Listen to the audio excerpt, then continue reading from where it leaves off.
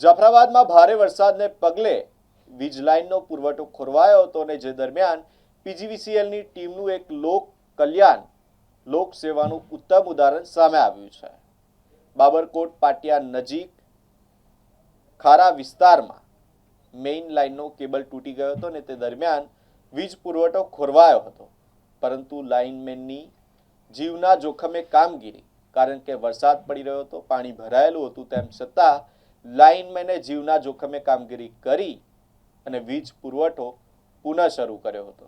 આ ઉપરાંત નર્મદા સિમેન્ટ કંપનીના ઉપરના ગેટ પાસે વીજપોલ ધરાશયી થતા ચાલુ વરસાદમાં જ નવો વીજપોલ ઊભો કરીને વીજ પુરવઠો પુનઃ કાર્યરત કરવામાં આવ્યો હતો।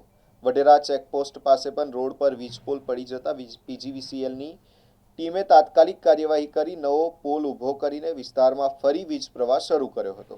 આ કામગીરીમાં ચંદ્રેશભાઈ રાઠોડ, મુકેશભાઈ બારૈયા, ઉમેશભાઈ ચૌહાણ સહિત લાઇનમેન અને હેલ્પર ટીમે ભારે જહેમત ઉઠાવી હતી। ભારે વરસાદ અને મુશ્કેલ પરિસ્થિતિ વચ્ચે ટીમની કામગીરીને સ્થાનિક લોકો બિરદાવી રહ્યા છે।